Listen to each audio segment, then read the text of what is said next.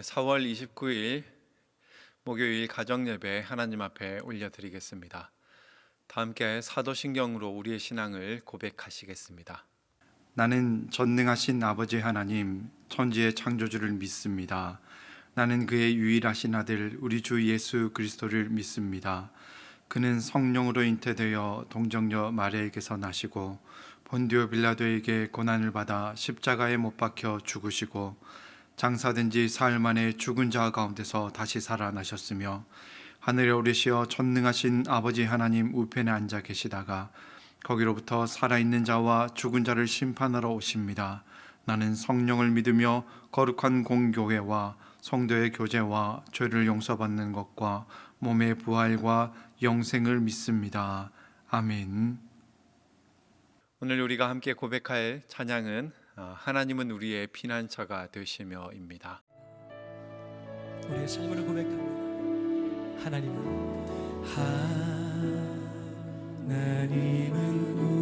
우리의 피난처가 되시며 환난 중에 우리의 힘과 도움이시 하나님은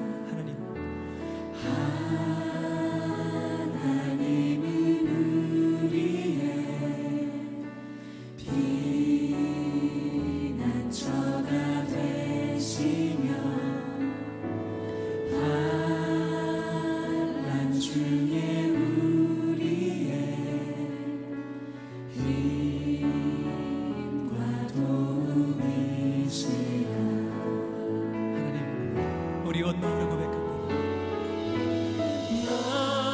너희는 가만히 있어 주가 하나님 되말지어다. 열방과 세계 가운데 주가 높임을 받으리라. 사랑합니다 내 아버지, 찬양합니다 내 온 맘 다하여 선포합니다. 예수 그리스도 주님 오심을 기다리며.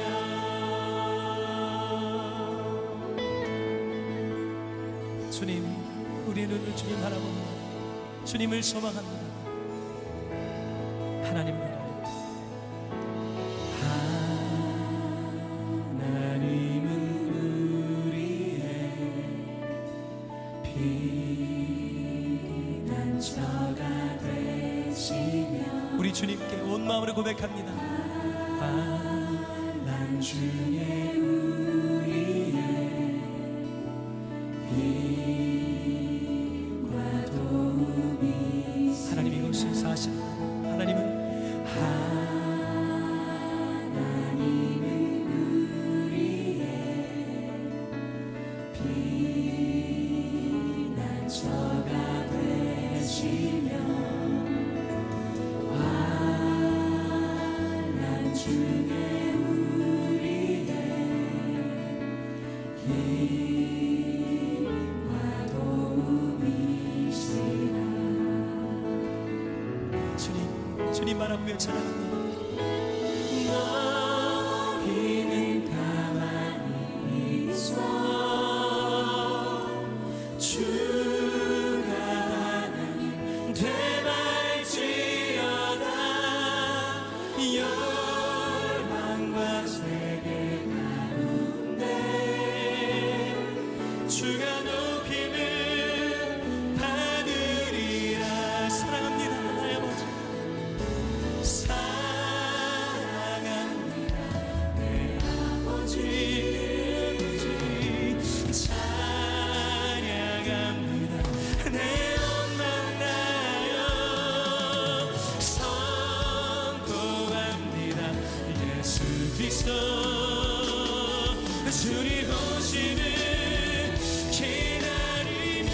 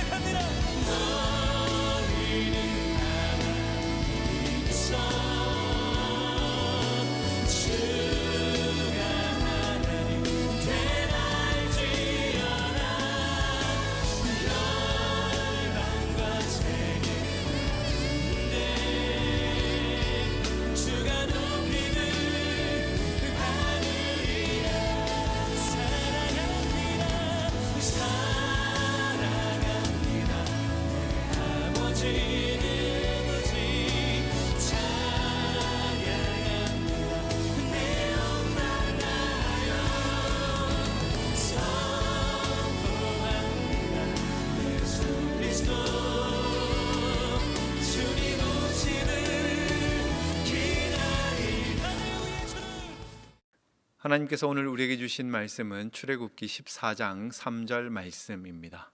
바로가 이스라엘 자손에 대하여 말하기를 그들이 그 땅에서 멀리 떠나 광야에 갇힌 바 되었다 하리라.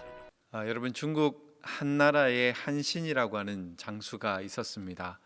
여러분 혹시 배수의 진 혹은 배수진이라고 하는 그런 말을 들어보셨을 겁니다. 이 배수진이라고 하는 것은 한신이 강을 등지고 진을 쳐서 병사들을 물러서지 못하고 힘을 다해서 싸우도록 만들어서 조나라 군사들을 물리쳤다라고 하는 그 고사에서 유래된 말입니다.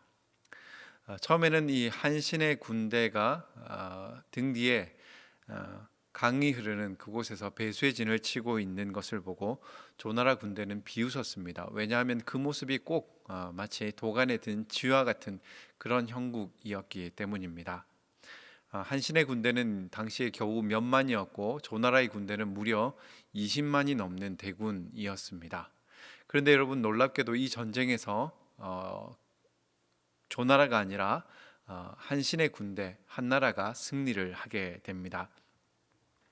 한신은 일부러 군사들로 하여금 등 뒤에 강을 등지고 싸우게 만들었는데 그 이유가 무엇이냐면 한신의 군사들 뒤로는 깊고 큰 장강이라고 하는 강이 흐르고 있었는데 병사들이 도망을 치다가 물에 빠져 죽거나 싸우다가 적들에게 죽거나 어차피 죽기는 매한가지다라고 하는 그런 마음으로 정말 죽기 살기를 각오하고 온 힘을 다해서 싸움을 전투에 임할 수 있도록 했던 그 상황에서 전쟁을 승리할 수 있었다라고 합니다. 한신도 나중에 그런 이야기를 했다고 합니다. 내가 익숙하지 않은 군사들과 전쟁에 나갔어야 되는데 만약에 병사들 앞에 강이 보이고 뒤로는 육지가 있었다라고 한다면 이 군사들이 적들의 그 많은 숫자에 겁을 먹고 아마 다 도망을 쳐버리고 말았을 것이다 라고 이야기를 합니다. 여러분, 오늘 성경에 나오는 이 이스라엘 백성들의 모습이 바로 이 배수의 진을 쳤던 한나라 군사들의 모습과 흡사합니다.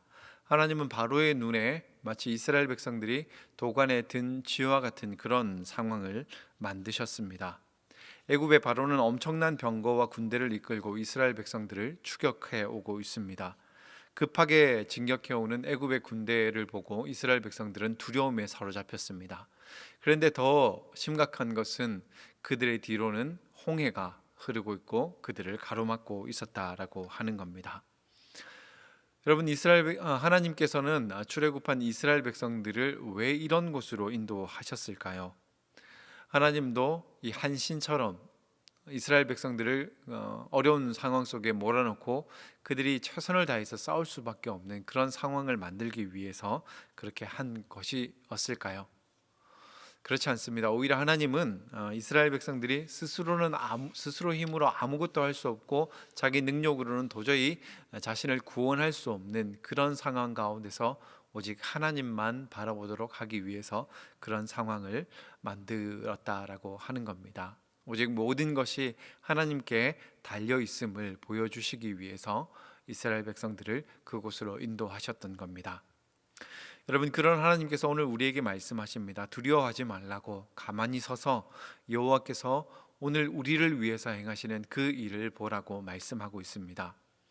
여러분, 시편 23편, 우리가 너무나 사랑하는 그 시편 23편에도 뭐라고 말씀하고 있습니까? 하나님께서 우리에게 기름을 부어주시는데 어디에서 하시냐면 원수들이 우리를 둘러싸서 지켜보는 가운데서 우리에게 기름을 부어주시겠다고, 우리 머리에 기름을 부어주시겠다라고 말씀하고 있습니다. 여러분 어떻습니까? 지금 여러분의 상황이 어떠신지 모르겠습니다. 어떤 분들은 사면 초가의 위기를 경험하고 있는 분들도 계실 겁니다. 어딘가에 분명히 길은 있을 것인데 길이 보이지 않아서 답답하고 두려움 가운데 계신 분들도 있을 겁니다. 그러나 여러분 꼭 기억하십시오. 인생의 그 어떤 순간 가운데서도 하나님은 우리에게 길이 되시는 분이라고 하는 것, 길이 없는 곳에서는 길을 만드셔서 우리로 하여금 새로운 길을 건너가게 하시고, 우리 앞을 가로막고 있는 바다가 있다라고 한다면 그 바다를 명해서 길을 내시고 그 길을 걷게 하시는 하나님이시라고 하는 것을 우리가 기억하셨으면 좋겠습니다. 여러분, 어려운 상황 가운데서도 힘든 상황 가운데서도 하나님만 의지하고 신뢰하는 우리의 삶 속에 하나님께서 우리를 찾아오셔서 우리 삶 속에 우리를 둘러싸고 있는 그 원수들 가운데서 여러분의 머리에 기름 부어주시는 그런 일들이 있기를 소망합니다. 어둠이 점점 더 깊어진다라고 하는 것은 그만큼 날이 곧 밝아올 것이다 라고 하는 것을 의미하기도 합니다. 여러분, 어려운 상황 가운데서도 아무쪼록 주님께서 우리를 위하시고 우리의 편이 되시면 어떤 상황 가운데서도 우리가 이겨낼 수 있다라고 하는 이 희망과 소망 붙잡고 한 주간도 승리하시기를 주님의 이름으로 축원드립니다. 나눔 질문에 대해서 말씀드리겠습니다. 먼저, 혹시 여러분의 삶에도 혹시 배수의 진을 치고 있는 그런 상황들이 있다면 함께 나눠보셨으면 좋겠습니다. 두 번째는 원수의 목전에서도 우리에게 기름 부어주실 그 하나님 바라보면서 오늘 우리가 정말 주목하고 붙잡아야 될 것이 하나님 한 분이라고 하는 것을 다시 한번 결단하면서 그 하나님 안에서 소망과 기대를 함께 나눠보셨으면 좋겠습니다. 한 주간도 주님의 은혜가 여러분을 지키시고 인도하실 겁니다. 주님 안에서 늘 승리하시는 저와 여러분 되기를 소망합니다. 감사합니다.